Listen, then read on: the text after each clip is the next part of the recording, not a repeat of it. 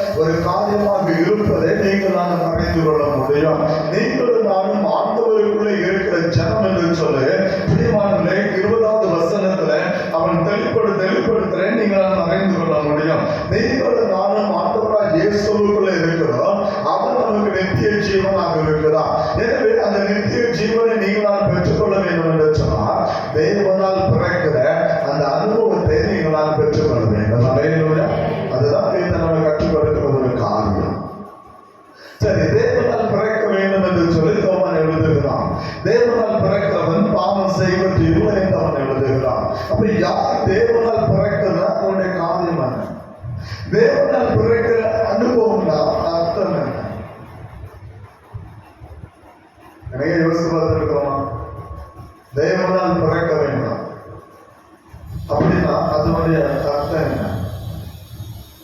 இன்னைக்கு நம்மளை பார்த்து ஒரு ஆளு கேட்கலான்னு சொல்லுவாங்க, உங்க அப்பா அம்மா யாருன்னு கேட்டா நம்ம சொல்றோம். அப்படிதான். ஏன்? நம்ம அவங்களால பிறந்தவர்கள். அதனால நம்முடைய தகப்பன் யார், நம்முடைய தாய் யாருன்னு சொல்லி நமக்கு தெரியும். கண்டிப்பா நம்ம என்ன செய்வோம், உலகத்துக்கு வெளிப்படும். யாரை கேட்டா நம்ம சொல்லுவோம், உன்னை பெற்றெடுத்தது யாருன்னு சொன்னா நம்ம கண்டிப்பா சொல்லுவோம். நம்முடைய தாயுடைய பேரை கண்டிப்பா சொல்லுவோம். நம்முடைய தகப்பனுடைய பேரை கண்டிப்பா நம்ம அறிந்து இருக்கிறோம்.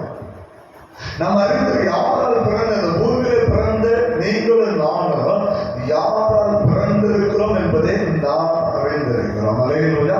அதனால்தான் நாம் பிறந்த சம்பவத்தை யாரால் இந்த உலகத்தில் நாம் வெளிப்பட்டோம் என்பதை யார் கேட்டாலும் சொல்ல நாம் தகுதியுள்ளவர்களாக இருக்கிறோம். தைரியமாக நாம் சொல்லுகிறோம். ஏன்னா அதுதான் நம்முடைய அடையாளம், அதுதான் நம்முடைய காரியம். அப்படியானால் தேவனால் பிறந்த மனிதன், ஒருவன் தேவனால் பிறந்திருக்கிறான் என்று சொன்னால் அதனுடைய அடையாளம் என்ன? ஒரு மனிதன் எப்படி தேவனால் பிறக்க முடியும்? தேவனால் பிறக்கிறதா? யார் தேவனால் பிறந்த மனிதன்? அந்த அனுபவம் என்ன? வேதம் நம்ம கற்றுக் கொடுக்கிற காரியம் என்ன? வாசிக்கலாம். யோவான் 1வது அதிகாரம். யோவான் 1வது அதிகாரத்துல அப்போஸ்தலன் யோவான் ஒரு காரியத்தை எழுதுகிறான். 12-13 வசனத்தை வாசிக்கலாம். அவருடைய நாமத்தின் மேல் விசுவாசம் உள்ளவர்களாய் அவரை ஏற்றுக்கொண்டவர்கள் எத்தனை பேர்களோ அத்தனை பேர்களும் தேவனுடைய பிள்ளைகளாகபடி அவர்களுக்கு அதிகாரம் கொடுத்தார். அவர்கள் இரத்தத்தினாலாவது மாம்ச சித்தத்தினாலாவது புருஷனுடைய சித்தத்தினாலாவது பிறவாமல் அவர்கள் தேவனாலே பிறந்தவர்கள். அல்லேலூயா. ஆண்டவராய் இயேசுவை ஏற்றுக்கொண்ட ஜனம் தேவனால் பிறந்த ஜனம். ஆண்டவராய் இயேசுவை ஏற்றுக்கொண்டு அவர்கள் விசுவாசம் உள்ளவராகி அவருக்காக வாழ்கிற ஜனம் தேவனால் பிறந்த ஜனம்.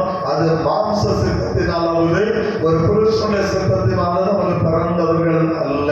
ஏன்னா மாம்சத்தின்படி பிறந்த எல்லாரும் பாவம் செய்கிறவர்களாக இருக்கிறார்கள்.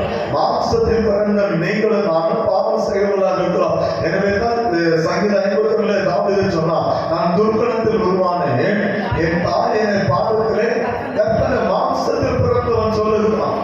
மாம்சத்தில் பிறந்த பிரியமான தாவீது சொல்லுகிறான், என் தாய் என்னை பாவத்திலே கர்ப்பம் தரித்தாள். அப்ப மாம்சத்தில் பிறந்த ஒவ்வொருவனும் பாவத்திலே அவன் பிறந்தவனாக இருக்கிறான். பாவம் செய்கிறவன் பிசாசினால் உண்டாயிருக்கிறான். அல்லேலூயா. அப்ப பாவம் செய்கிறவன் பிசாசினால் உண்டாயிருக்கிறான். நீங்கள் நானும் அப்படி அல்ல. வேதமதித்தான் ஆண்டவர் சொல்லுகிறார், நீங்கள் பிரியமானவர்களே ஒரு புருஷனுடைய சித்தத்தினாலாவது ஒரு மனிதனுடைய சித்தத்தினாலாவது நீங்கள் பிறந்து கொள்ளல. நீங்களும் நானும் தேவனால் பிறந்த ஜனம் என்று சொல்லு வேதம் நமக்கு தெளிவாக சொல்லுகிற நீங்கள் அறிந்து கொள்ள முடியும். அல்லேலூயா. அப்படியானால் யாரு தேவனால் பிறந்த பிள்ளைங்க? யாரு? என் ஆண்டவராய் இயேசுவை ஏற்றுக்கொண்ட ஜனம். அல்லேலூயா. அப்படியானா ரட்சிக்கப்பட்ட ஜனம் தேவனுடைய பிள்ளைகள் அப்படியான அதிகாரத்தை பெற்றுக் கொள்வதாக. அந்த அதிகாரத்தை பெற்றவங்க எல்லாரும் தேவனால் பிறந்த ஜனம். அல்லேலூயா. அவர்கள் என்ன செய்ய மாட்டார்கள்? பாவம் செய்ய மாட்டார்கள். அப்ப இன்னைக்கு நமக்குள்ள பாவம் இருக்குமானா நம்ம இன்னும் தேவனால் என்ன செய்யல? தேவனால் என்ன செய்யல? பறக்கலன்னு அர்த்தம். நான் சொன்னேன் இல்லையா, நம்ம உலகத்திலிருந்து கர்த்தரை ஆராதிப்பதுதான் பிசாசுக்கு பிரியமான காரியம். உலகத்திலிருந்து வெளியே வந்து ஆராதிப்பது அவனுக்கு பிரியமில்லாத காரியம். இன்னைக்கு எல்லாரும் அப்படிதான். நம்ம உலகத்திலிருந்து கர்த்தர் நான் தேவனால் பிறந்தவன், ஆண்டவரை ஏற்றுக்கொண்ட விசுவாசிகள் சொல்லுகிறோம். ஆனா வேதம் சொல்லுது, தேவனால் பிறந்தவன் பாவம் செய்கிறது இல்லை. அவன் தேவனுடைய பிள்ளை. அவனுக்குள்ள இருப்பது தேவனுடைய ரத்தம். என் ஆண்டவராய் இயேசுவின் ரத்தம் அவனுக்குள்ளே ஓடுகிறது. அவன் மாம்சத்தினால் பிறந்தவன் அல்ல. இந்த உலகம் உலகத்தை விட ரத்தத்தினால் பிறந்த மனிதன் அல்ல. அவன் புருஷனுடைய சித்தத்தினாலே பிறந்தவன் அல்ல. அவன் தேவனால் பிறந்தவன். அவன் ஆண்டவராய் இயேசுவை ஏற்றுக்கொண்டு அவருக்காக வாழ்கிற மனிதன் தேவனாலே பிறந்த மனிதன். மனிதன். அதுதான் வேதத்தை நாம் புரிந்து கொள்ள வேண்டும். அந்த அனுபவம் நமக்கு இருக்க வேண்டும். உபவாசப்படுறதை நீங்க பெற்றுக்கொள்ள வேண்டிய ஒரு அனுபவம் தான் தேவனால் பிறக்கிற அந்த அனுபவத்தை நினைச்சோம் பெற்றுக்கொள்ளணும். அந்த அனுபவம் இல்லாம தேவனுக்கு பிரியமாய் வாழ்வது கூடாத காரியம். கர்த்தருக்கு பிரியமான ஒரு வாழ்க்கை வாழ்வது கூடாத காரியம். நம்ம என்னதான் விரும்பினாலும் நம்ம அப்படி வாழவே முடியாது. ரோமர் 7 பவுல் எழுதுகிறான், நான் எதை செய்யக்கூடாதுன்னு நினைக்கிறேனோ அதுதான் செய்கிறேன். நான் எதை செய்யக்கூடாது நினைக்காம நான் செய்கிறேன். ஏன்னா எனக்குள்ள இருக்கிற பாவம், ஏன்னா எனக்குள்ள இருக்கிற அக்கிரமம் அதை செய்யும்படியாக என்னை தூண்டுகிறது. வீட்டுல படிச்சு பார்த்தீங்கன்னா தெரியும், ரோமர் 7 ஃபுல்லா அவன் எழுதுகிற காரியம் தான். கேட்கிற கேள்விதான், நிர்பந்தமான ஒரு மனுஷன் இந்த மரண சரத்திலிருந்து யார் என்னை விடுதலையாக்குவார்? எனக்கு விடுதலை வேணும். ஏன்னா எதை செய்யக்கூடாது அதை நான் செய்கிறேன், ஆனா அதை செய்யக்கூடாது. என் விருப்பம் நான் இந்த பாவத்தை செய்யக்கூடாது, என் விருப்பம் நான் இப்படிப்பட்ட காரியத்தை செய்யக்கூடாது விரும்புறேன். ஆனா நான் என்ன செய்யறேன்? நான் செய்கிறேன். ஏன்னா எனக்குள்ள இருக்கிற பாவம். அப்ப வேதம் சொல்லுது, தேவனால் பிறந்த மனிதன் அவன் பாவம் செய்கிறது இல்லை. ஏன்னா அவன் இயேசுவின் இரத்தத்தினாலே அவன் மீட்கப்பட்டவன், தேவனுடைய பிள்ளை என்கிற அதிகாரத்தை அவன் பெற்றவனாக இருக்கிறான். இரண்டாவது, தேவனால் பிறந்தது யார்? பைபிள் என்ன சொல்லுவோம்? யோவான் 3வது அதிகாரம், யோவான் 3வது அதிகாரம் 3வது வசனத்தை வாசிக்கிறோம். இயேசு அவனுக்கு பிரதியுத்தரமாக, ஒருவன் மறுபடியும் பிறவாவிட்டால் தேவனுடைய ராஜ்யத்தை காண மாட்டான் என்று மெய்யாகவே மெய்யாகவே உங்களுக்கு சொல்லுகிறேன். ஏன் 6வது வசனம் சொல்லுது, மாம்சத்தினால் பிறப்பது மாம்சமாய் இருக்கும், ஆவியினால் பிறப்பது ஆவியாக இருக்கும். நல்ல புரிந்து கொள்ள வேண்டும். மாம்சத்தில் பிறக்கிறது மாம்சமாக இருக்கு. அதான் ஏற்கனவே சொன்னேன், நம்ம மாம்ச சித்தத்தினாலே பிறந்தவர்கள், ஒரு தாயின் தகப்பனுக்கு நாம் பிறந்தவர்கள், மாம்சத்தின்படி நாம் பிறந்தவர்கள்.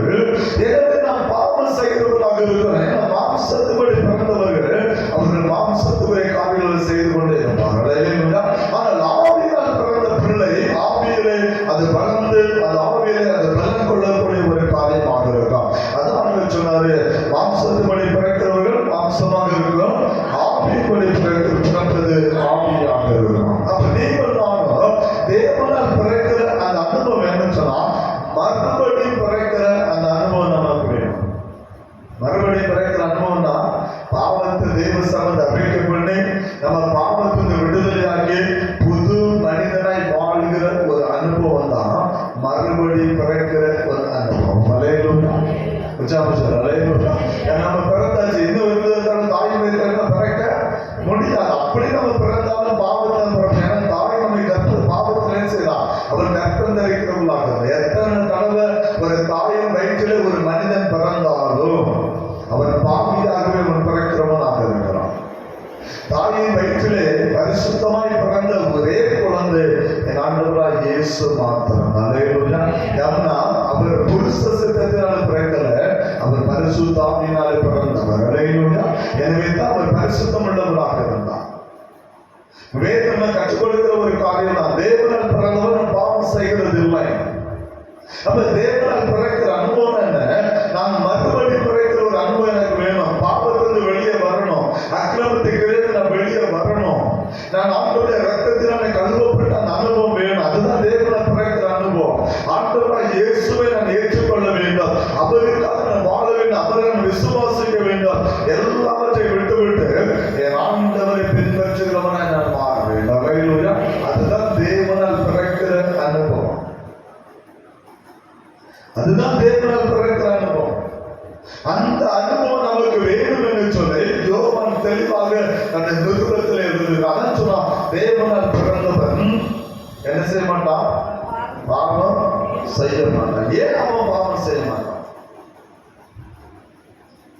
தேவனால் பிறந்தவன் பாவம் செய்ய மாட்டான் பைபிள் சொல்லுது. ஏன் அவன் பாவம் செய்ய மாட்டான்? அப்படி அங்க இருக்கிற காரியம் என்ன?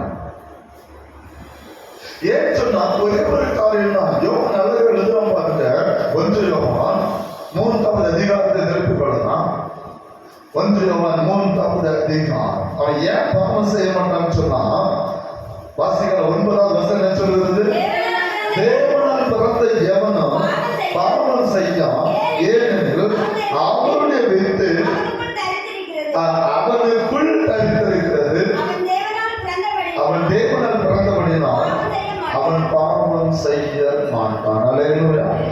தேவனால் பிறந்தவன் பாவம் செய்ய மாட்டான். ஏன்னா அவனுடைய வித்து அவனுக்குள், அவருடைய வித்துனா என்னது? ஆண்டவராகிய இயேசு. அல்லேலூயா. அல்லேலூயா. அவனுடைய வித்துன்னு சொன்னா ஆண்டவராகிய இயேசு. அதை நீங்க புரிந்து கொள்ள வேண்டும். தேவனால் பிறந்தவன் ஏன் பாவம் செய்ய மாட்டான்? ஏன்னா அவருடைய வித்து இயேசு அவனுக்குள்ளே நிலைத்திருக்கிறான். இயேசு அவனுக்குள்ளே இருக்கிறபடினாலே அவன் பாவம் செய்கிறது இல்லை. அதான் மறுபடியும் சொல்லுகிறது. பிரியமானவர்களே, மறுபடியும் வசனம் தான் சொல்லுகிறது, அவன் தேவனால் பிறந்தபடினாலே பாவம் செய்ய மாட்டான். அதை ஆங்கில மொழிபெயர்ப்பாளர்களுக்கும் பாவத்திலே அவன் நிலைத்திருக்க மாட்டான் என்று சொன்ன. பாவத்தை நினைச்ச மாட்டான், நிலைத்திருக்க மாட்டான். அப்படியானா அந்த வழி எப்படி இருக்கும்? துன்மார்க்கனுடைய ஆலோசனை நினைச்ச மாட்டான், அவன் நடக்க மாட்டான். பாவியுடைய வழியில நிற்க மாட்டான். பரியாசகர் உட்காரத்துல ஆனா 3 நம்ம செய்யறோம் இல்லையா? ஏன் 3 இருக்காங்க செய்யறோம் இல்லையா? பக்கத்து வீட்டுல என்ன செய்யறாங்க? இன்னொரு வீட்டுல வந்து பரியாசம் பண்ணிட்டு பண்றோமா இல்லையா? ஏன் பண்றோமா இல்லையா? கதடிக்க போறோம் இல்லையா? அப்ப நம்ம தேவனால் பிறந்த அனுபவம் நமக்கு இருக்குதா? பாவியோட வெள்ளையை நிற்க மாட்டான். பாவியான மனுஷன் கூப்பிடான், ஏன் பா நம்ம அங்க போ இங்க போ, இவன் போக மாட்டான். ஏன்னா அவன் தேவனுடைய வித்து, இயேசுடைய வித்து, இயேசுங்கிற தேவனுடைய வித்து அவனுக்குள்ள இருக்கிறது. அவன் ஒரு நாளும் அவனை பாவத்துக்குள்ளே அவன் நடத்த மாட்டான். அதான் நீங்க புரிந்துக்கணும். அந்த அனுபவம், அந்த ரட்சிப்பின் அனுபவம் எனக்குள்ள இருக்குமானால், மறுபடியும் பிறந்த அந்த அனுபவம் எனக்குள்ள இருக்குமானால், ஆண்டவரால் இயேசுவை ஏற்றுக்கொண்டு நான் தேவனுடைய பிள்ளையாக நான் மாறி இருப்பேன் என்று சொன்னால், தேவனால் பிறந்த அந்த அனுபவம் எனக்குள்ள இருக்குமானால், இயேசு என்கிற என் தேவனுடைய வித்து எனக்குள்ள இருக்கும். அதனால நான் பாவம் செய்யவும் மாட்டேன், பாவத்திலே நான் நிலைத்திருக்கவும் மாட்டேன். அதுதான் சத்தியம். அதாவது நம்ம கற்றுக்கொள்கிற காரியம். அப்ப நான் பாவம் நினைக்கிறேன், பாவம் செய்கிறேன் என்று சொன்னால், பாவத்தை நான் எதை செய்யக்கூடாதுன்னு நினைக்கிறேனோ அந்த பாவத்தை மறுபடியும் நான் செய்கிறவனாக இருந்தா இன்னும் தேவனால் பிறக்கிற அந்த அனுபவம் எனக்குள்ள இல்லை. தேவனுடைய வித்து எனக்குள்ள இல்ல. வாயினால் அழைக்க பண்றோம். ஆண்டவர் என் கூட இருக்கிறார்கள், ஆண்டவர் என் கூட இருக்கிறார்கள், கர்த்தர் என் கூட இருக்கிறார். வாயினால் அழைக்க பண்ணுகிறோம். நான் கிறிஸ்தவன் என்று வாயினால் அழைக்க பண்ணுகிறோம். ஆனா இருதயத்திலோ ஆண்டவருக்கு என்ன செய்யறோம்? தூரமா. ஏன்னா தேவனால் பிறக்கிற அந்த அனுபவம் இல்லை. மறுபடியும் ஆண்டவருடைய சமூகத்தை அர்ப்பணித்து பாவத்திலிருந்து விடுதலையாகி ஆண்டவரை சார்ந்திருக்க வேண்டும் என்கிற அந்த அனுபவம் நமக்குள்ள இல்லை.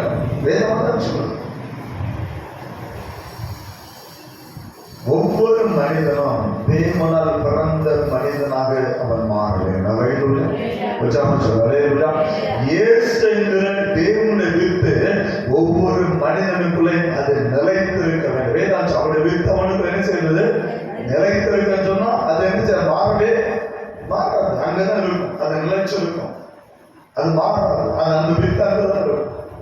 அவன் பாவம் செய்ய மாட்டான், அவன் பாவத்தை நிலைத்திருக்க மாட்டான். அவன் கர்த்தருக்காக அவன் கற்றுக் கொடுக்கிற மரமாக இருப்பான். அதான் வேதம் நம்ம கற்றுக் கொடுக்கிற சிறந்த வசனம் சொல்லுது. 5:19 சொல்லுது, தேவனால் பிறந்தவன் அவன் பாவம் செய்ய மாட்டான்னு சொல்லி அறிந்து இருக்கிறோம். தேவனால் பிறந்தவன் தன்னை என்ன செய்வான்? அவன் தன்னை காக்கிறான். முதலாவது தேவனால் பிறந்த அனுபவம். இரண்டாவது அவன் பாவம் செய்வதில்லை, அவன் தன்னை என்ன செய்கிறான்? அவன் காத்துக் கொள்கிறான். எதற்கு காத்துக் கொள்கிறான்னு சொன்னா, நீங்க பைபிள் வாசிக்கும் போது கொஞ்சம் 5வது அதிகாரத்தை நீங்க வாசிக்கும் போது 2 விதமான பாவம் ஒரு மனிதனுடைய வாழ்க்கையை கிரியேட் செய்யும். 17 வசனத்தை வாசிக்கும் போது 2 விதமான பாவத்தை கொண்டு யோவான் எழுதும். ஒன்று மரணத்துக்கு ஏதுவான பாவம், இன்னொன்று மரண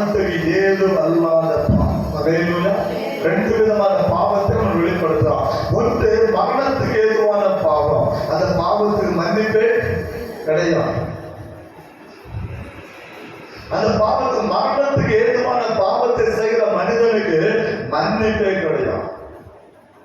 அதான் ஆண்டவராகிய இயேசு சொன்னார், ஒருவன் மனுஷகுமாரனுக்கு விரோதமாக அவன் பாவம் செய்தால், தேவ தூஷணம் செய்தால் அவனுக்கு மன்னிப்பு உண்டு. கண்டிப்பாக அவனை மன்னிக்கிறவராக இருக்கிறான்.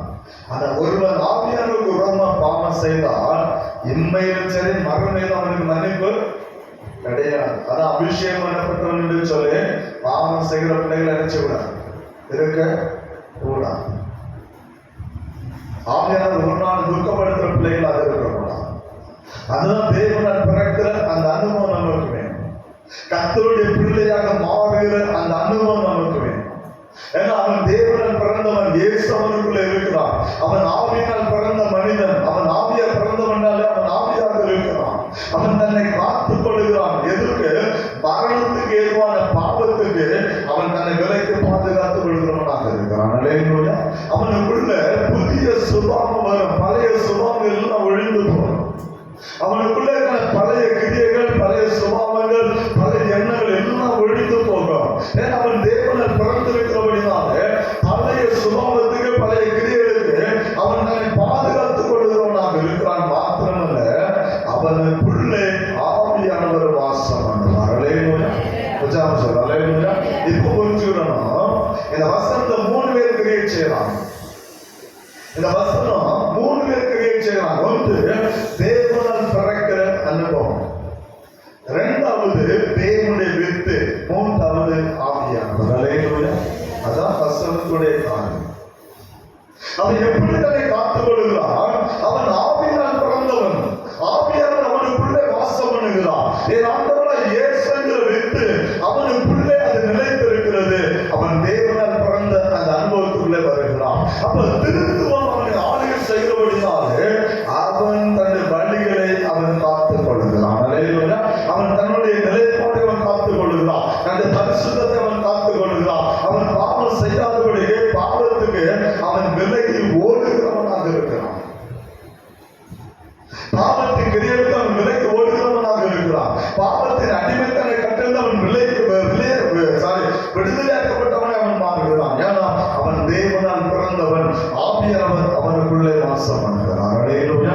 ரோமர் 8வது அதிகாரம் 9வது வசனம் என்ன சொல்லுகிறது? ரோமர் 8:9 என்ன சொல்லுகிறது? வாசிக்கலாம். தேவனுடைய ஆவி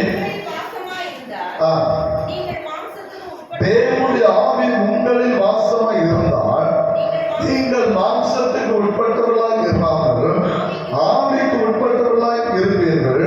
கிறிஸ்துவின் ஆவி இல்லாதவன் ஏன்னா அடுத்த முந்தின வசனம் சொல்லுவாங்க, மாம்சத்துக்கு உட்பட்டவர்கள் தேவனுக்கு பிரியமாய் இருக்க மாட்டார்கள். மாம்சத்துப்படி நடக்கிற ஜனம் தேவனுக்கு பிரியமான காரியங்களை அவர்கள் செய்ய முடியாது. பவுல் திருச்சபைக்கு தெளிவாக எழுதுகிறார், மாம்சத்துக்கு உட்பட்டவர்கள் தேவனுக்கு அவர்கள் பிரியமாக இருக்க முடியாது. எனவே மாம்சத்தின் கிரியைகள் சிலுவையில் அறையப்பட வேண்டும். மறுபடி பிறக்கிற அந்த அனுபவம் வேண்டும். மாம்சத்தின் கிரியைகள் தான் அந்த சிலுவைக்கு ஒப்பு கொடுக்கப்பட்ட அனுபவம். அதான் மறுபடி தேவனால் பிறக்கிற அந்த அனுபவம் வேணும். அதனால வேணும். அடுத்த வசனம் சொல்லுது, தேவனுடைய ஆவி உங்களுக்குள்ளே வாசமாய் இருந்தால் நீங்கள் மாம்சத்துக்கு உட்பட்டவர்களாய் இராமல் அப்ப தேவ ஆவி நமக்குள்ள நினைச்சோம் வாசம் பண்ண வேண்டும். அப்ப ஆவியானவர் எனக்குள்ளே வாசம் பண்ணணும்னு சொன்னா, ஆவியானுடைய கிரியை எனக்குள்ளே வாசம் பண்ணணும்னு சொன்னா, தேவனுடைய வித்து எனக்குள்ளே நிலைத்திருக்க வேண்டும். அல்லேலூயா. இயேசு எனக்குள்ள நிலைத்திருக்க வேண்டும். மறுபடியும் பிறக்கிற அந்த அனுபவம் எனக்கு நினைச்சோம் வேணும். அது இருந்தா ஆவியானவர் எனக்குள்ளே வாசம் பண்ணுவார். அப்ப என்னுடைய சிந்தை, என்னுடைய எண்ணங்கள், என்னுடைய காரியங்கள்லாம் அது ஆவிக்கேற்றபடி இருக்கும். எனவே மாம்சத்தபடி நடக்க முடியாது. எனவே நான் தேவனை பிரியப்படுத்துகிற மனிதனாய் நான் மாறுவேன். அல்லேலூயா. ஏன்னா மாம்சத்தை உட்பட்டவன் இருந்தால் தேவனுக்கு பிரியமா இருக்க முடியாது. அந்த மாம்சத்திலிருந்து வெளியே வரணும். அந்த மாம்சத்தின் அனுபவத்தில் வெளியே வரணும்.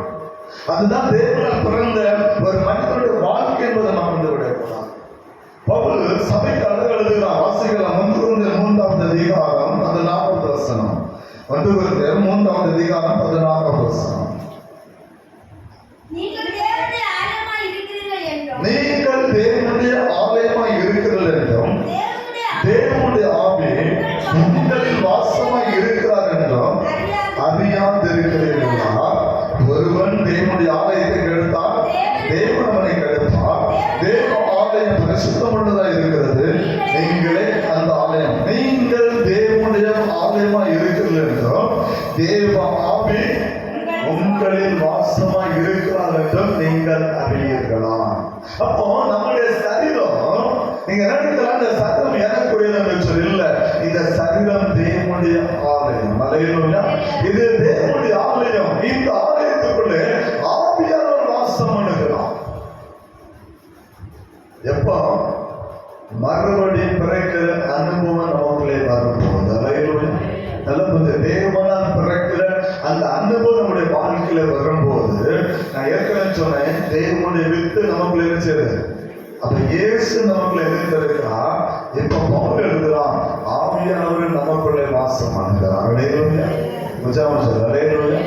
ஆவியானவர் நமக்குள்ள என்ன செய்யறாரு? அப்ப இந்த சரீரம் யாராலே ஆளுகை செய்யப்படுகிறது? இந்த சரீரம் யாரால் ஆளுகை செய்யப்படுகிறது? தேவனாலே, ஆண்டவராகிய இயேசுவினாலே, பரிசுத்த ஆவியினாலே இந்த சரீரம் ஆளுகை செய்யப்படுகிறது. அல்லேலூயா. அதுதான் ஆவிக்குரிய உன்னத அனுபவம். அதனால அவன் தன்னை காக்கிறான், தன்னை பாவ செயல் தன்னை காத்துக் கொள்ளுகிறான்.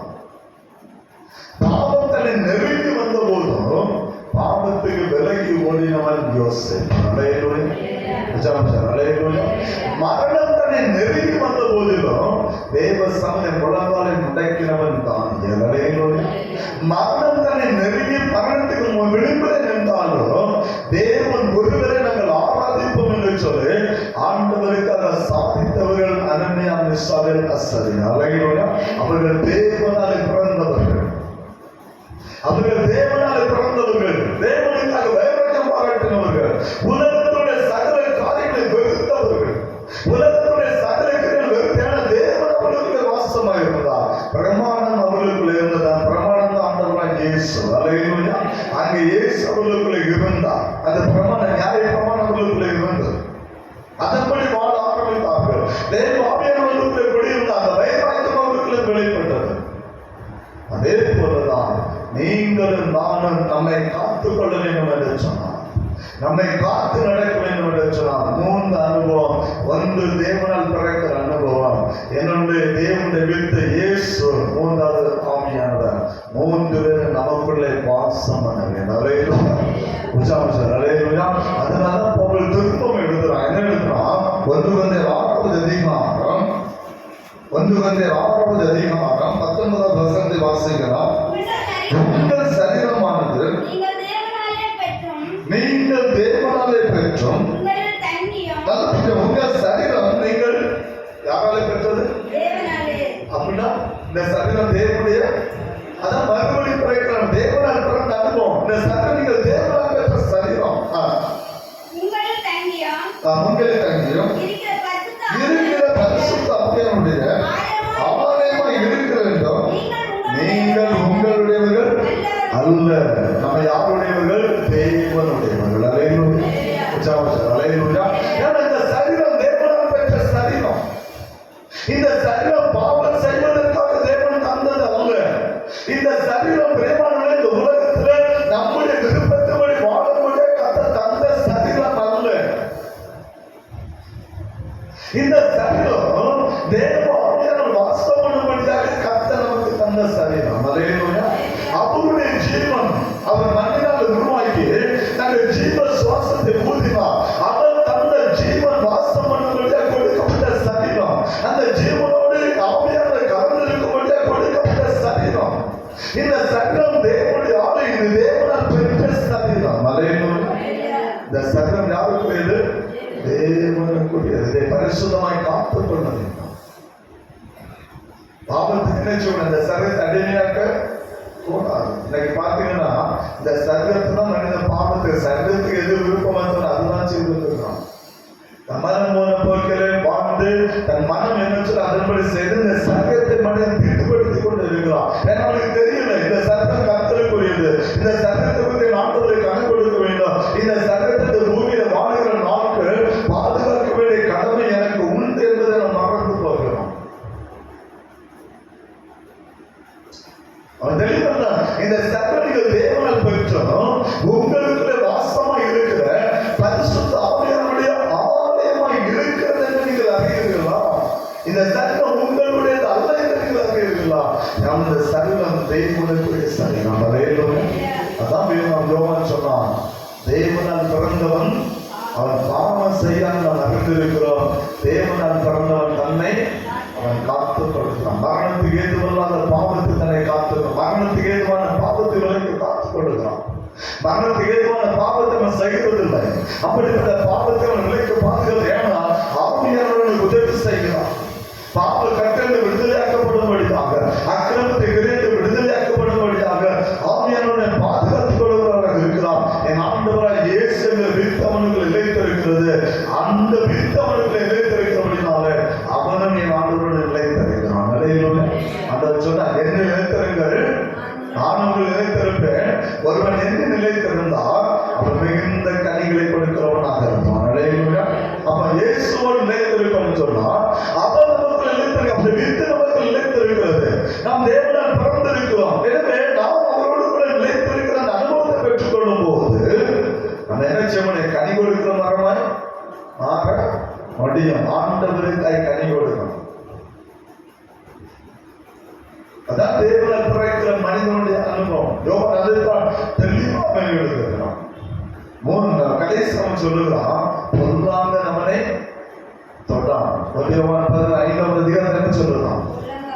பொல்லாங்க நம்மனை தொடான். பொல்லாங்க என்னது? சத்துருவனை தொட முடியாது. சத்துரு நண்பர்கள் ஆபத்து அவனை நெருங்க முடியாது. அந்த காலத்துக்கு அவன் நெருங்க முடியாது. சத்துரு ஒருவேளை பிரியமான மரணத்துக்கு ஏற்பான போராட்டத்தை கொண்டு வரலாம். அது நம்மளை அழிக்க அவனுக்கு எந்த அதிகாரம் கிடையாது. கர்த்தர் நம்மை பாதுகாத்துக் கொள்ள அவர் வல்லமுள்ள தேவனாக இருக்கிறார். அவர் ஒருவரை பாதுகாப்பார். அவர் ஒருவரை பாதுகாத்து நடத்த அவர் வல்லமுள்ள தேவனாக இருக்கிறார். அதனால அவன் சொன்னான், மரண இருளை பள்ளத்தாக்கு நடந்தாலும் பள்ளத்துக்கு பயப்பட மாட்டேன். ஏன்? ஆண்டவரே நீதி என் கூட இருக்கிறது. அதுதான் ஆவியினால் பிறந்த மனிதனுடைய அனுபவம், தேவனால் பிறந்த அனுபவம். மரணத்தின் பள்ளத்தாக்கு நடக்கலாம். ஆனா மரணம் என்ன இருக்க அதுக்கெல்லாம் பயப்பட அவசியம் இல்லை. ஏன்னா அந்த மரணத்தின் பள்ளத்தாக்கு இருந்தாலும் கர்த்தர் என் கூட இருக்கிறார். அந்த தூக்கி எடுக்க அவர் வல்லமுள்ள தேவன்.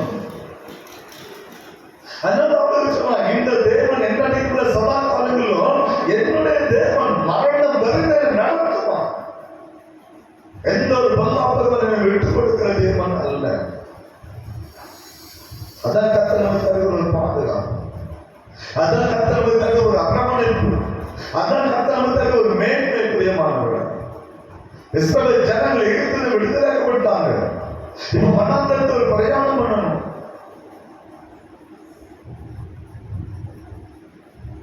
செங்கடல் இருக்கிறாங்க. முன்னால செங்கடல், பின்னால பார்வனுடைய சேனை. என்ன செய்யணும்னு தெரியல. மீட்கப்பட்ட ஜனம் தான், தேவனால் நடத்தப்படுகிற ஜனம். என்ன செய்யணும் தெரியாது. கர்த்தர் மோசையோடு பேச ஆரம்பித்தார். மோசையோடு கர்த்தர் பேச கர்த்தர் சொன்னாருன்னா, கோலை மீட்டு செங்கடல் பிளக்கும். நீங்க போய் சேர்வதெல்லாம் பார்வனுடைய சேனை நெருங்க முடியாது, நான் பாதுகாப்பேன்னு சொல்லு. கர்த்தர் பார்வனுடைய சேனைக்கும் இஸ்ரவேல் ஜனம் நடுவில் அக்கினி ஸ்தம்பமாக கர்த்தர் என்றார்.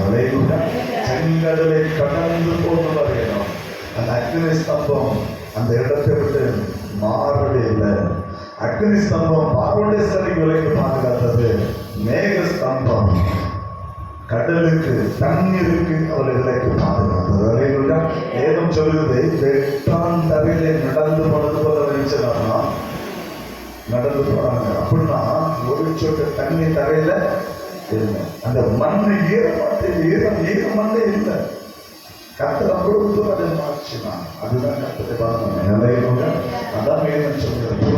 அவன் நினைச்சோட மனிதன் தேவனால் பிறந்தவன் தன்னை காக்கிறான். தேவனால் பிறந்தவன் பாவ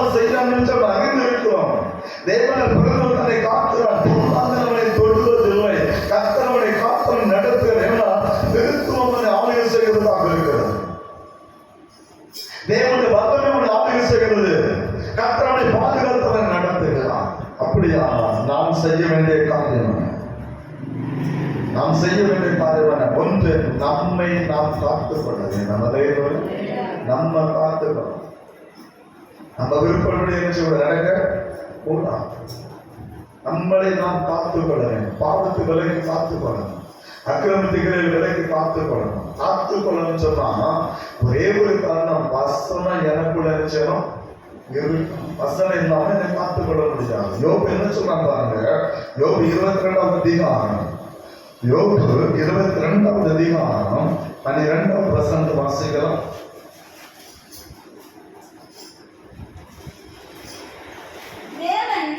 தேவன் பரலோகத்தில் உன்னதமானவராய் உன்னதங்களில் இருக்கிறார். கட்டடங்களின் உயரத்தை பாரும். அவைகள் எத்தனை உயரமாய் இருக்கிறது. அது எத்தனை? சாரி, 12ஆம் வசனம், 23ஆவது அதிகாரம் 12ஆம் வசனம். அவர்களின் கற்பனைகளை விட்டு அவர் உதவியின் கற்பனைகளை விட்டு நாம் பின்வாங்குவதில்லை. அவருடைய வாயின் வார்த்தைகளை எனக்கு வேண்டிய ஆதாரத்தை பார்க்கிறோம் அதிகமா. எனக்கு ஆதாரம் இல்லை, என் ஆட்டோட வாயில புறப்பட்ட வார்த்தையை எனக்கு வேண்டிய ஆதாரத்தை பார்த்து அதிகமா நினைச்சேன், காத்து கொண்டேன். ஏன் ஆதாரம் அந்த சகத்தை புஷ்டியாக்கும், ஆதாரம் அந்த சகத்தை திருப்தியாக்கும். எனக்கு அது முக்கியம் இல்லை, கர்த்தருடைய வார்த்தை தான் முக்கியம். அல்லேலூயா. அந்த வார்த்தை நான் காத்துக்கொண்டேன். அதனாலதான் யோபு தன் உதவிகளால் கூட என்ன சில பாவம் செய்யல. ஆனா கர்த்தருடைய வார்த்தை அவன் காத்துக்கொண்டான். அந்த வார்த்தை அவனை உணர்வுள்ளவனாய் மாற்றினது. ஆண்டவராகிய இயேசுவை பிசாசு சோதிக்கிறான். ஒரு சோதனை அவனுக்கு வருகிறது. சோதனை அவன் சொல்லுகிறான், பசியா இருக்கிறல்லவா, நம்முடைய சங்கம் பசியாக இருக்கிறது, ஒரு காரணத்தை செய்யும். இந்த கல்கள் அப்போ கொஞ்சம் இயேசு சொன்னாரு, அப்பா மனிதன் அப்பத்தினால் மாத்திரமல்ல தேவன் வாயிலிருந்து புறப்படுகிற ஒவ்வொரு வார்த்தை நினைச்சிருவான் பிழைப்பான். என் ஆண்டவராகிய இயேசு அந்த வார்த்தையை பயன்படுத்துகிறான். தேவனுடைய வாயிலிருந்து புறப்படுகிற வார்த்தை. யோபு சொல்லுகிறான், நாம் உட்கொள்ளுகிற ஆதாரத்தை பார்க்கிறோம். இந்த சக மாம்சத்தில் தேவையான ஆதாரத்தை பார்க்கிறோம். என் தேவனுடைய வாயிலிருந்து புறப்படுகிற வார்த்தை நாம் காத்துக் கொள்கிறேன். அந்த வார்த்தை தான் மிக முக்கியமான ஒரு காரியம். வசனத்தை காத்துக் கொள்ளணும். அந்த வசனம் காலையில தீபமும் வார்த்தைக்கு வெளிச்சமாக இருக்கு. அந்த வசனம் நடக்கக்கூடிய வழியை நமக்கு காண்பித்து கொடுக்கணும். அந்த வசனம் நமக்கு ஜீவன் நீரூற்றான உபயோகத்தில் புறப்பட்டு வரும். அந்த வசனம் நம்முடைய காலையில எல்லா இடங்களுக்கும் அது விலைக்கு காத்துக் கொள்ளப்படுவதாக இருக்கும் என்பதை ஒரு நாளும் மறந்து விடக்கூடாது. அதான் வேதம் நமக்கு கற்றுக் கொடுக்கிற ஒரு மகிமையான ஒரு காலம். தாவீது என்ன சொல்ற பாருங்க, சங்கீதம் 119 33 வாசிக்கிறோம்.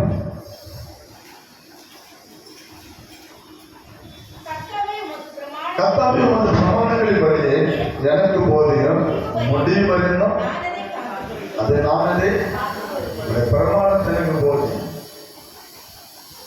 என் முடிவு எந்த மரண நாளில் அதை நான் பார்த்துக் கொள்வேன். வசனத்தை காத்துக் கொண்டார்கள் பரிசுத்தவான்கள். கர்த்தருடைய வார்த்தை நம்ம இருந்ததை அவர் வைத்தார்கள். அந்த வசனத்துக்காக தேவ சமூகத்தை காத்திருந்தார்கள். அந்த வசனத்தை ஆதாரத்தை பார்க்கணும், அதை காத்துக் கொண்டார்கள். அந்த வசனத்தை மரண நாளில் அதை காத்துக் கொண்டார்கள். வசனத்துக்காக போராடினார்கள். அந்த வசனத்தை வேணும் சொல்லி கேட்டாங்க. தாவீது கேட்ட ஆண்டவரே, உன்னுடைய வேதத்தின் அதிசயங்களை காணும்படி என் கண்களை நான் பார்க்கணும், நியாயப்பிரமாணத்தை அறியணும், என் கண்கள் திறக்கப்படணும். அதை நான் என்ன சொன்னாலும் அதை காத்துவேன், முடிவதை மரண காத்துக் கொள்வேன். அந்த வசனம் தான் என்னை சாட்சியாக நிறுத்தும். அல்லேலூயா. அந்த வசனம் தான் நம்ம செய்ய வேண்டிய காரணம். நம்மை காத்துக் கொள்ளணும்னு சொன்னா முதலாவது வசனத்தை நம்ம காத்துக் கொள்ளணும். மறுபடி நாம் பிறந்திருக்கிறோம், அந்த பிறப்பை நாம் பாதுகாத்துக் கொள்ளணும். பாவத்தை விழுந்து விடக்கூடாதுன்னு சொன்னா கர்த்தருடைய வசனத்தை நாம் காத்துக் கொள்கிறவர்களாக நம்முடைய அலையிலுடைய இதுதான் தாவிச்சனா வாலிபன் தன் வழியை எதனால சுத்தம் பண்ண முடியும்? நம்முடைய வசனத்தை காத்து கொள்ளும்போது, வசனத்தை விருதத்தை வைத்து அந்த வசனத்தை பாதுகாத்துக் கொள்ளும்போது நம்ம வழியை செவைப்படுத்த முடியும். வேத வசனத்தை வாசித்து ஜோமட்டு போனோடனே வாலிபன் வழியை செவைப்படுத்திக் கொள்ள முடியாது. வசனத்தை விருதத்தை வைத்த நினைச்சனும் பாதுகாக்கலையே நமக்குள்ள இருக்கிற வசனத்தை சத்துரு என்ன செய்வான்?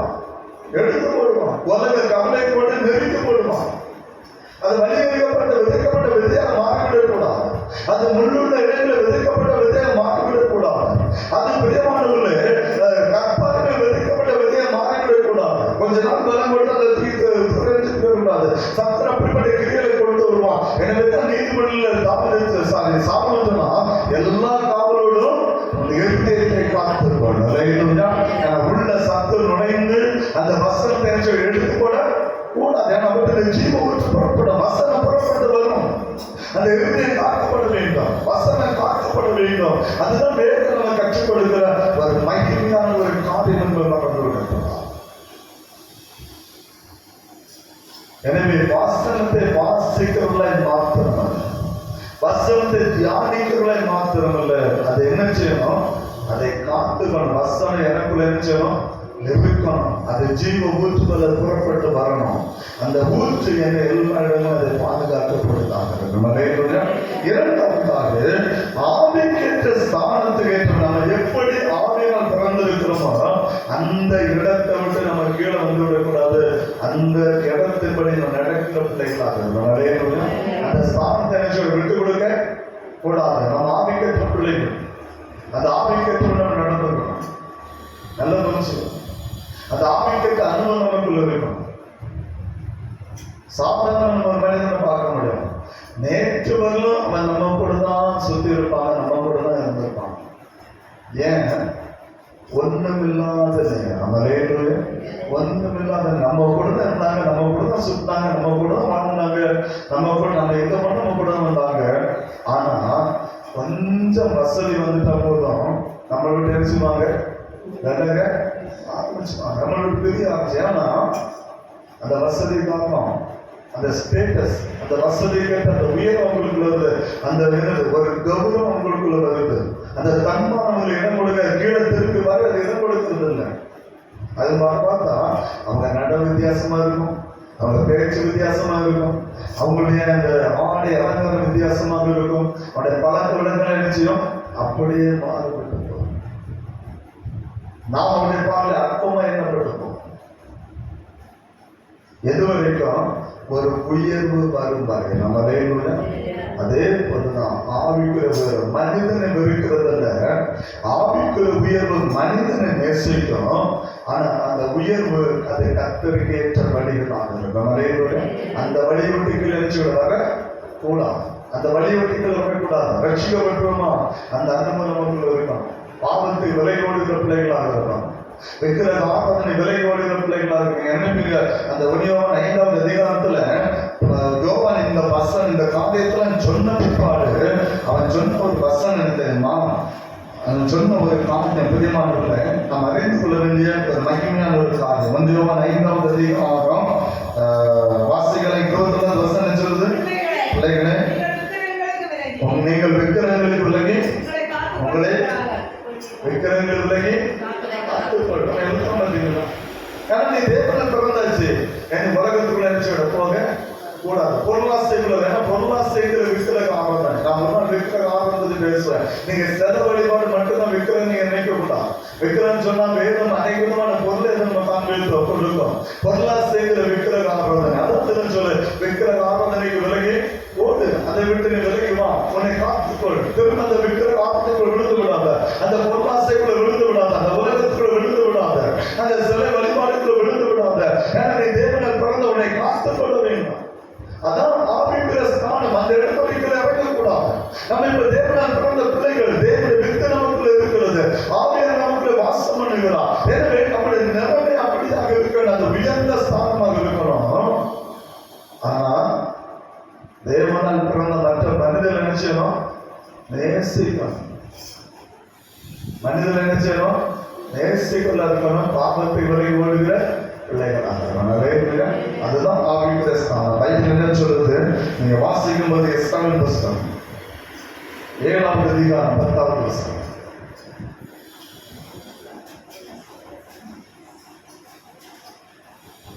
கர்த்தருடைய வேதத்தை ஆராயவும், ஆராயும் அதின்படி செய்யவும், செய்யவும் இஸ்ரவேலிலே கட்டளைகளையும் நீதி நியாயங்களையும் உபதேசிக்கவும் உபதேசிக்கவும். எஸ்றா தன் இருதயத்தை பக்குவப்படுத்தி அதுதான் ஆவிக்குரிய அனுபவம் சொன்னா ஜபமும் வேத வாசிப்பும் தான் ஒரு மேன்மையானது.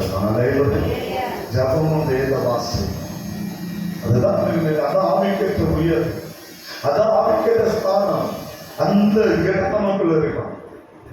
எஸ்ரா தன்னுடைய இருதயத்தை பக்குவப்படுத்தினான். எதற்காக? கர்த்தருடைய வேதத்தை ஆராய்ச்சி பண்ணவும், அதை மற்றொரு உபதேசம் பண்ணவும், அதன்படி நடக்கவும், நீதி நியாயங்களை இஸ்ரவேல் ஜனங்களை போதிக்கவும் நம்ம இருதயத்தை என்ன செய்யலாமா? யாரு? எஸ்ரா. நாங்க எத்தனை பைபிள் நம்ம பக்குவப்படுத்தி வச்சிருக்கோம்? வேதத்தை ஆராய்ந்து பார்க்கல நம்ம எந்த அளவுக்கு பைபிள் நம்ம பக்குவப்படுத்தி வச்சிருக்கோம்? அடிக்கடி வீட்டில் இருக்கிறவங்க சொல்லுவாங்க, உமக்கு பைபிள் அதிகமாக தெரிஞ்சுனாலும் நீ அதிகமாக பேசுறேன்னு சொல்லி பைபிள் அதிகமா தெரிஞ்சு வச்சு பேசிட்டு இருக்கேன்னு சொல்லுவாங்க. வேதத்தை ஆராய்ந்து அறிவதில் நம்முடைய இருதயத்தை நினைச்சோம் பக்குவப்படுத்தணும். வேதத்தை அதான் தாவீது சொன்னா, சங்கீதம் 1:2 சொன்னா இல்ல, கர்த்தருடைய வேதத்தின்படி நடக்கிற மனுஷன் அவன் எப்ப நடக்க முடியும்? வாசிக்கிறவனா இல்ல, அதை தியானிக்கிறவனே மாறும். நிறைய இரவும் பகலும் கர்த்தர் வேதத்தை நினைச்சணும். அவன் தான் நீர்க்கால் ஒருமை நடப்பட்டு தன் காலத்துக்கு தன் கனி தந்து வேதத்தை அவன் ஆராய்ந்து பார்க்கணும், வேதத்தை சிந்திச்சு பார்க்கணும். அதற்காக தான் இருதயத்தை பக்குவப்படுத்தணும். நாம் அப்படிதான் வேதத்தை ஆராய்ந்து நம்ம இருதயத்தை பக்குவப்படுத்தணும். வேதத்தை ஆராய்ந்து பார்க்கணும், வேதத்தை வெளியே கொண்டு வரும், வேதத்தை வெளிச்சம் நடக்கிற பிள்ளைகளாக மாறும். ஆண்டவராக இயேசு சொன்னார், சோதனைக்கு உட்படாதபடி விழித்திருந்து ஜெபம் பண்ணுங்கள், ஜெபிக்கிறவர்களாக இருக்கும். அதான் ஆவிக்கிற உன்னதமான அனுபவம். அந்த அனுபவத்துக்கு நம்ம வரணும். அந்த அனுபவத்தை நம்ம கீழே இறங்கக்கூடாது. அந்த அனுபவத்தை நம்ம வெளியே போய்விடக்கூடாது. தேவனை பிறந்த மனிதன் நம்மை காத்துக்கொண்டு நம்ம பிடிக்கிற அந்த அனுபவங்களுக்கு நான் தான் முதல்ல சொன்னேன், வசனத்தை என்ன இருதயத்தை காத்துக்கொள்ளணும். இரண்டாவது வேதத்துக்கு மேல் நடக்கிற பிள்ளைகளாக இருக்கணும், ஜெபிக்கிற பிள்ளைகளாக இருக்கணும். அப்பதான் நம்மை காத்துக்கொள்ள முடியும். மூன்றாவது வேதம் சொல்லுது, மறுஜென்ம அனுபவம் நமக்கு வேணும். மறுஜென்ம அனுபவம் சொன்னா எபேசியர் 4வது அதிகாரம் 22, 23, 24 வசனம் வாசிக்கும் போது வேதம் சொல்லுகிறது, அந்தபடியே எந்த நடக்கைக்குரிய முந்தின நடக்கைக்குரிய மோசம் போக்கும் இச்சைகளால் கெட்டு போகிற பழைய மனிதனை நீங்க கலைந்து போட்டு உங்க உள்ளத்துல புதிதான ஆவி உள்ளவர்களாகி மெய்யான நீதி பரிசுத்தம் தேவ சாயல் இணைக்கப்பட்ட புதிய மனிதனை, அதான் மறுபடி ஜென்ம அனுபவம், மறுபடி பிறக்கிற அனுபவம் தான். முந்தின நடக்கைக்குரிய ஏற்கனவே பாவம் செய்தோம், அக்கிரமம் செய்தோம், பாவத்துக்குள்ள இருந்தோம், நம்முடைய மாம்சமும் மனதில் என்ன சொன்னதோ அதன்படி நாம் செய்கிற பிள்ளைகளாக இருந்தோம், கோபாக்கிற பிள்ளைகளாக இருந்தோம், விசுவாசுக்கு அடிமைப்பட்ட பிள்ளைகளாக இருந்தோம், உலகத்துக்கு அடிமைப்பட்ட பிள்ளைகளாக இருந்தோம். பைபிள் சொல்லுது, அப்படிப்பட்ட மோசம் போக்குற அந்த பழைய மனிதன் என்ன செய்யணுமா? கலைந்து போடணும். கலைந்து போட்டா திரும்ப தரித்து கொள்ள போட்டான். ரொம்ப அழுக்கு வசனம். ஒரு இடத்துக்கு நம்ம போயிட்டு வந்துட்டோம், அதன் முள்ள வெயில் அரைச்சிட்டோம், ஒரு புது ட்ரெஸ் தான், நல்ல ஒரு பட்டுச்சாலை கொடுத்துட்டு போறீங்க, பகல் முழுதும் ஒரு விசேஷ வீட்டுக்கு போறீங்க, போன இடத்துல கரண்ட் இல்லை, ஃபேனும் ஓடல, ஒரே வேர்வை, வெளியே வாருங்க, சுட்டரிக்கிற வெயில், உடம்பு ஒரே வேர்வை, வந்தவொடனே ட்ரெஸ் அடிச்சிடும், நினைச்சிடும், கலத்தி போடும், போட்ட ட்ரெஸ்ஸை சாங்கியம் இன்னொரு இடத்துக்கு போகணும், உடனே எடுத்து அதை மாட்டிடுவோமா? ஏன்? அது அழுக்கான வஸ்திரம். அதே மாதிரி நல்லது, அந்த அழுக்கான வஸ்திரம் அதை திரும்ப நினைச்ச மாட்டோம், தரித்துள்ள அதை துவைச்சு அதை சுத்தப்படுத்தி அதுக்கு பிற்பாடு நினைச்சோம் நம்ம தரித்து கொள்வோம். அதே போல ஒரு மனிதனுடைய ஆவிக்குரிய வாழ்க்கை. பழைய மனுஷன் நினைச்சேனோ கலைந்து ஒண்ணு எடுத்து போட்டோம், அது திரும்ப நமக்குள்ள இருக்கக்கூடாது. கலைந்து கொண்டு அடுத்தது உள்ளத்துல என்ன செய்யணும், புதிதான ஆவி உள்ளவங்க. அதான் தேவ ஆவி நமக்குள்ள வாசம், புதிதான ஆவி உள்ளவங்களாகி 3 காரியம்: மெய்யான நீதி, பரிசுத்தம், தேவ சாயல். அதுதான் புது மனுஷனுடைய அடையாளம். தேவ சாயல், நீதி, பரிசுத்தம். இந்த 3ஐயும் தரித்துக் கொள்ள வேண்டும்.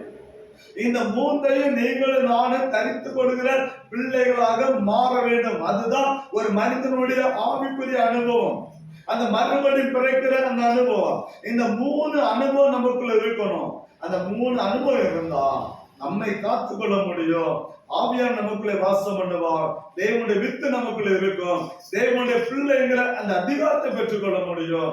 கர்த்தர் நம்ம எல்லாவித பொல்லாங்கான தீமைகளுக்கு விலக்கி பாதுகாத்து நம்மை ஆசீர்வதித்து அவராலே நம்மை நடத்த முடியும். அப்போ இந்த உபவாச கூட்டத்துல நீங்களும் நானும் அறிந்து கொண்ட காரியம் என்ன? ஒன்னே ஒன்றுதான், தேவனால் பிறக்கிற அந்த அனுபவம் எனக்கு வேணும். அல்லேலூயா. நீங்க ஒவ்வொருவரும் தேவனால் பிறக்கிற அந்த அனுபவத்தை பெற்றுக்கொள்ள வேண்டும். தேவ ஆவியானவர் உங்களுக்குள்ளே வாசம் பண்ண வேண்டும். இயேசுங்கிற வித்து நமக்குள்ளே வரணும். அந்த 3 நமக்குள்ளே கிரியேட் செய்யணும்னு சொன்னா 3 வழிதான். 1, வசனத்தை காத்து கொள்ளுங்க. 2வது, வேதத்தை தியானம் பண்ணி ஜெபம் பண்ணுகிறத தவிர்த்துருங்க. 3வது, மறுபடியும் பிறக்கிற அந்த அனுபவத்தை பெற்றுக் கொள்ளுங்க. இந்த 3 அனுபவம் உங்களுக்கு இருக்குமானால் நிச்சயமாக கர்த்தர் உங்களை ஆசீர்வதித்து உங்களை நடத்த அவர் வல்லமுள்ள தேவனாக இருக்கிறார். அல்லேலூயா. கர்த்தருடைய கிருபை உங்களை காத்துக்கொள்ளும். அல்லேலூயா. கர்த்தர் உங்களை பாதுகாத்து நடத்த வல்லமுள்ள தேவனாக இருக்கிறார். உங்களுடைய ஆவிக்குரிய வாழ்க்கையில ஒரு வளர்ச்சி உண்டாகும். உங்களுடைய ஆவிக்குரிய வாழ்க்கையில வளர்ச்சி உண்டாகும் போது கர்த்தர் உங்களை ஆசீர்வதித்து உங்களை நடத்த அவர் வல்லமுள்ள தேவனாக இருக்கிறார். அப்படிப்பட்ட அந்த பாக்கியத்தை, அந்த கிருபையும் கர்த்தர் நமக்கு தந்தபடி நடத்தும்படியாக அவருடைய சமத்தை அர்ப்பணித்து சொல்லலாம். கர்த்தனை அவரை ஆசீர்வதித்து கர்த்தனை நடத்துவாராக. ஆமென். ஜெபம் செய்வோம். ஸ்தோத்திரம் ஆண்டவரே. தகப்பனே உம்மை ஸ்தோத்தரிக்கிறோம், ஸ்தோத்தரிக்கிறோம், ஸ்தோத்தரிக்கிறோம், ஸ்தோத்தரிக்கிறோம் ஆண்டவரே. வல்லவரே உம்மை துதிக்கிறோம், நல்லவரே உம்மை துதிக்கிறோம் ஆண்டவரே. கிருபையுள்ள தேவனே உம்மை துதிக்கிறோம், ஸ்தோத்திரம் ஆண்டவரே. வேதத்தை ஆராய்ந்து பார்க்கும்படியாக ஆண்டவரே கர்த்தர் கொடுத்த மேலான கிருபைகளுக்காக உமக்கு நன்றி செலுத்துகிறோம் ஆண்டவரே. 1 யோவான் ஆண்டவரே 5வது அதிகாரம் 18வது வசனத்தில் ஆண்டவரே சில காரியங்களை நாங்கள் கற்றுக்கொள்ளும்படியாக பரம தகப்பனை தந்த மேலான கிருபைகளுக்காக உமக்கு நன்றி ஆண்டவரே. தேவனால் பிறந்தவன் பாவம் செய்யாமல் நாங்கள் அறிந்திருக்கிறோம் ஆண்டவரே. தேவனால் பிறந்தவன் தன்னை காக்கிறான், பொல்லாதவனை தொடாது என்று சொல்லி வேத வசனம் கற்றுக் கொடுக்கிறது ஆண்டவரே. தகப்பனே தேவனால் பிறக்கிற அந்த அனுபவமாக மறுபடி பிறக்கிற அந்த அனுபவங்களை வேணும். கர்த்தர் அனுபவத்தை எங்களுக்கு தருவீங்க. அப்படிப்பட்ட அந்த அனுபவத்தை கர்த்தர்களுக்கு தரப்படுகிறார். அபியானவர்களை கர்த்தர் ஒப்புக் கொடுக்கிறார். தகப்பனே ஸ்தோத்திரமாக கற்றுக்கொண்ட வசனம் விட்டுவிடக்கூடாது. வசனத்தை காத்துக் கொள்கிற பிள்ளைகளை மாற்றுவாங்க. வசனத்தை தியானிக்கிற பிள்ளைகளை, ஜெபிக்கிற பிள்ளைகளை மாற்றுவாங்க. அப்ப பழைய சுபாவங்கள், பழைய எண்ணங்கள், பழைய கிரியைகள் கலைந்து கொண்டாங்க. தேவ சாயல், நீதி, பரிசுத்தத்தை தரித்துக் கொள்ளுகிறார். அது குருமைகளை தரப்படுகிறாங்க. பரம தகப்பனை ஜெபிக்கிறோம் சொல்றோம். வந்திருக்கிற ஒவ்வொரு மாணவர்கள் தேவனால் பிறக்கிற அந்த அனுபவத்தை பெற்றுக் கொள்ளட்டும் ஆண்டவரே. வந்திருக்கிற ஒவ்வொருவரும் தேவனால் பிறக்கிற அந்த அனுபவத்தை பெற்றுக் கொள்ள வருகிறார். பரம தகப்பனை ஸ்தோத்திரம். வந்திருக்கிற ஒவ்வொருவரையும் கர்த்தர் ஆசீர்வதிப்பார். ஒவ்வொருவரையும் கர்த்தர் அபிஷேகம் தங்கி இருக்கட்டும் ஆண்டவரே. ஒவ்வொருவரையும் தேவ கிருபை தங்கி இருக்கட்டும் ஆண்டவரே. ஆவியான வல்லமை ஒவ்வொருவரையும் தாங்கி நடத்தும்படியாக பரம தகப்பனை செய்யலாக நமக்கு ஸ்தோத்திரம் ஆண்டவரே. யோசேப்பு போல பாவத்தை விலை ஓடுகிற கிருபைகளை கற்றுக் கொடுத்தார். அப்பா எஸ்ராவை போல வேத வசனத்தை ஆராய்களை தன் இருதயத்தை பக்குவப்படுத்திக் கொள்ளட்டும் ஆண்டவரே. அப்பா ஸ்தோத்திரம், ஸ்தோத்திரம், ஸ்தோத்திரம். ஆண்டவரை போல ஜெபிக்கிற ஜெப வேலைக்கத்தை எழுப்பும் ஆண்டவரே. தானியேலை போல ஜெபிக்கிற ஜெப வேலைக்கத்தை எழுப்பும் ஆண்டவரே. அனனியா மிசாவேல் அசரியா போல விசுவாசத்தை எங்களை காத்துக்கொள்ள கத்த கிருபை தாரும் ஆண்டவரே. பரிசுத்தத்தில் வளர கத்த கிருபை தாரும். பரிசுத்தமை வாழ கத்த கிருபை தாரும் ஆண்டவரே. இந்த வசனத்தை படி எங்களை கத்தர் காத்து நடக்கிற அந்த கிருபையை தாண்டு நீ நடத்த நாங்கள் ஜெபிக்கிறோம். ஸ்தோத்திரம். வந்திருக்கிற ஒவ்வொரு கத்த ஆசீர்வதி. உன்னதமான கரம் இருக்கட்டும் ஆண்டவரை. தேடி வந்திருக்கிறாங்க ராஜ்யம் ஆண்டவரை தேடி வந்திருக்கிறாங்க. கிருபையினால் நன்மையான கதை முடிச்சு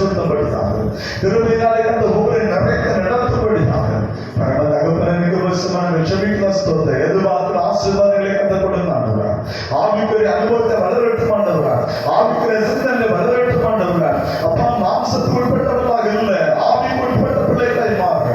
ஆவியானவருக்கு உபசமனாக சொல்லுங்க. எதிர்பார்க்கிற ஆசீர்வாதங்களை கற்றுக் கொடுத்தாங்க, எதிர்பார்க்கிற மேன்மை பெற்றுக் கொள்ளும்படியாக பரம தகவலுக்கு ஒரு செய்தியாக மகிழ்ச்சிக்கிறோம். ஒவ்வொரு வழி நடத்த மாட்டுகிறார். நன்மையினால் கிருபையினால் நிரப்புமையாக குடும்பங்களுக்கான போராட்டங்கள், பாடுகள், கஷ்டங்கள், வேதனைகள் ஆண்டுகிறார். அப்படி எல்லாத்தையும் அதை மாற்றி போடுங்க. மாம்சத்தின் கிரிகள் எல்லாம் அழிக்கப்பட்டு போகட்ட மாட்டுகிறார்.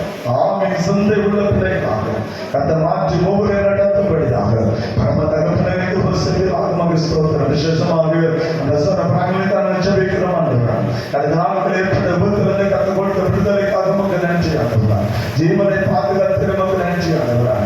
அப்பா சபைக்கான எல்லா தாயங்களை கத்த மாற்றி கொள்ளும் ராஜா. எல்லா தாயங்களுடைய ரத்தமுள்ள கரம் தொடர்ந்து ஆண்டுகிறார். தாயை கட்டுகிற தேவனே ராஜா. நல்ல ஒரு விடுதலை கற்றுக் கொடுத்து மீண்டுமாய் வேலைக்கு செல்கிற அந்த கிருபைகளை கற்றுக் கொடுத்து கத்த ஆசீர்வதித்து நடத்துமாக ஜெபிக்கிறோம். இதே போல யாராவது பலவீனமாக இருப்பாங்க சொன்னால் எல்லாரும் பலவீனங்களை கத்த மாற்றி கொடுத்தாங்க. எல்லாருக்கும் நல்ல சர்வ சுகம் ஆரோக்கியங்களை கற்றுக் கொடுத்து நீர் பாதுகாத்து நடத்துமாக ஜெபிக்கிறோம். உன்னதமான கருணைகளோடு ஒவ்வொரு நாளும் ஆண்டுகிறார். எங்களை பாதுகாத்துக் கொள்ள கிருபைகளை தந்து ஆவிக்குரிய வாழ்க்கையை கதைகளை இன்னும் அதிகமாக முன்னேற கதைகள் உபசமனாக ஜெபிக்கிறோம். அதை வல்லவருடைய கருணைகளோடு மகிமை நாளுக்கு சமத்தாக்கிறோம். இயேசுவின் நாமத்தில் ஜெபிக்கிறோம் எங்கள் ஜீவனுடைய நல்ல பிதாவே. ஆமென். ஆமென். என் ஆத்துமாவே கர்த்தரை ஸ்தோத்திரி, என் முழுவதுமே அவருடைய பரிசுத்தமுள்ள நாமத்தை ஸ்தோத்திரி.